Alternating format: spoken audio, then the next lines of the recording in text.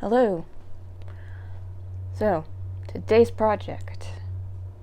I am going to try dyeing some clothes that some are faded, some I just want to change the color of, and there's one that I've had for a very long time that I kind of want to do something fun with. So, I've got these dyes. This is another project that I've been putting off doing. It's dyeing things is very tedious. I find it's very messy, so like if you don't have the setup for it, it's a pain in the butt.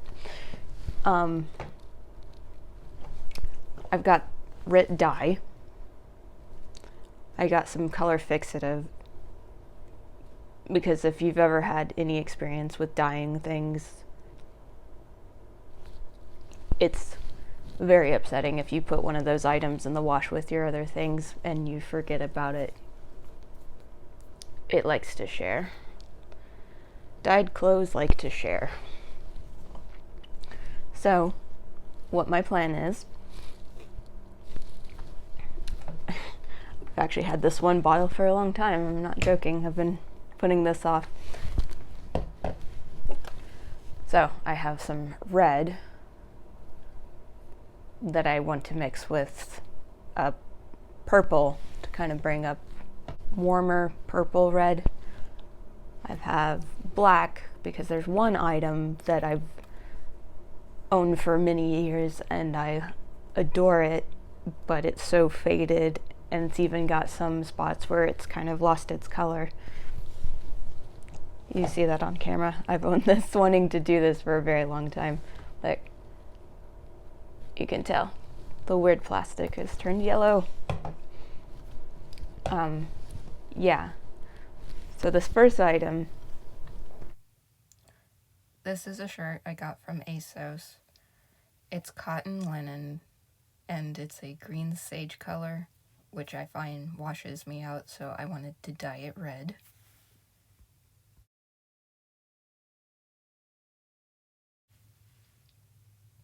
This sweater is from Walmart, actually. It was a gift from a friend that used to work there. I've had it a long time. I can't even imagine something like this being in Walmart now. I think it would be fun to give it new life. Here's the coat that I love. You can tell it's faded out over time, worn it out. It's kind of a gray color now.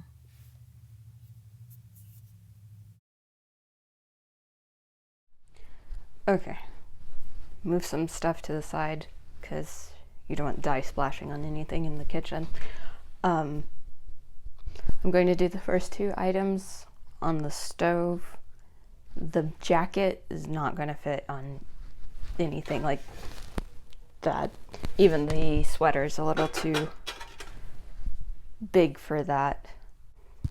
But I think I'll make it work. You want the fabric to have enough room to kind of flow around and soak, so you don't end up with a tie-dyed effect because fabric is folded in on itself.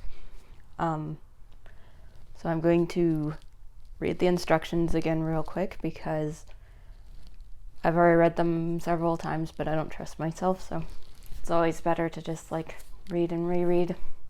So it talks about how you need to make sure your fabric's washed, which all these pieces have been washed. I don't use fabric softener or even dryer sheets or anything like that, so you just don't want anything that has kind of like waxy deposits or soapy deposits, anything that adheres to your fabric.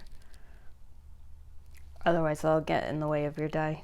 For every pound of fabric, I use a half a bottle or 4 ounces with 3 gallons of the hottest water safe for fabric. Yeah, I would say the sweater's probably around that. The little one is at least that, so we'll do that with 3 gallons. Okay, for the linen, I will do 3 gallons of water and half a bottle. 4 ounces, 3 gallons. Yes, okay. get that started.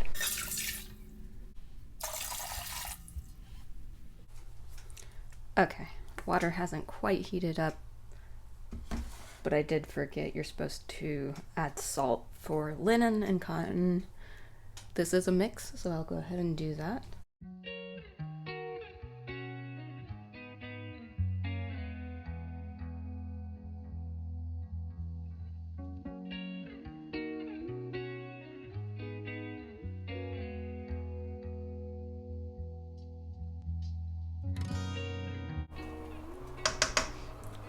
So it said around 140 Fahrenheit. So let me get my temperature gauge thermometer.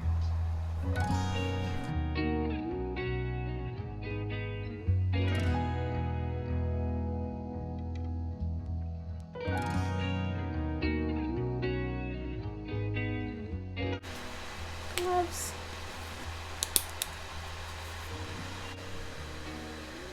Yeah. I'm just going to eyeball the bottle because I like being precise but also slightly lazy.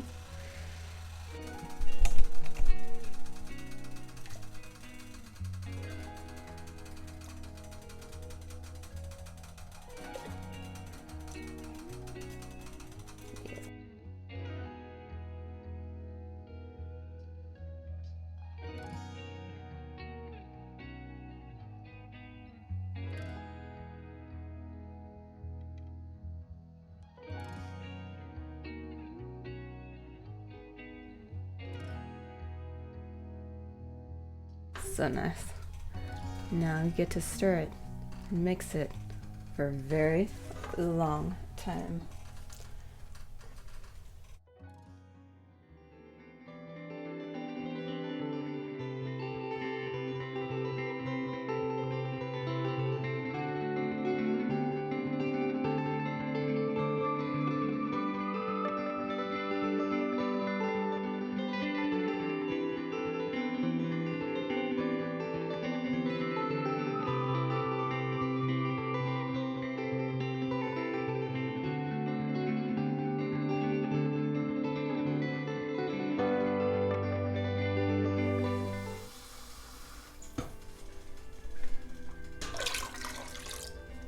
Okay, that's about 6 cups. And then the Bordeaux. And I will add half of this bottle. And we'll bring the temperature back up because that brought it down.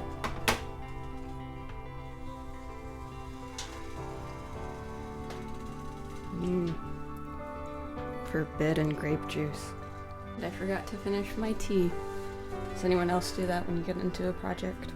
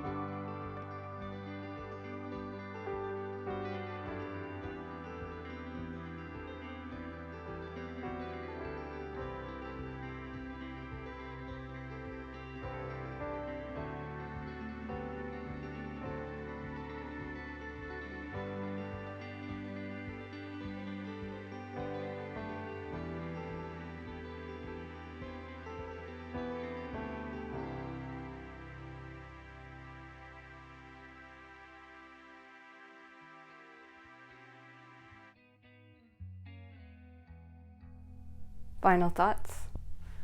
I love the shirt. I love the sweater. The jacket didn't do anything. I think I messed up because the dye was really old. That, and I probably didn't have enough for that amount of material.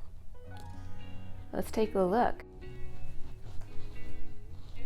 So here's the cotton linen shirt, and I think it is 10 times better, and I will definitely wear it now. Yeah, for sure. It actually took the dye really well. It makes sense because it's cotton and linen. It's very purpley. Oddly enough, the one that I added red to that looks more purpley, and this looks more red. And I'm not sure. Wonder if that will show up on camera. Hold on.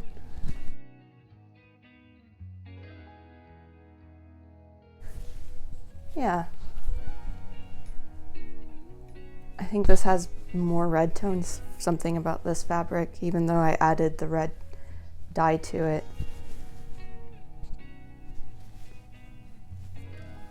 Its undertones seem to have like a deeper grape-like purple rather than warm. So overall, this sweater, I'm thrilled with how it looks. I will definitely be wearing it more. And it's nice to know like you can carry something like this for years through your life and still enjoy it. Very cool. I'm super pleased. This is how the arms turned out.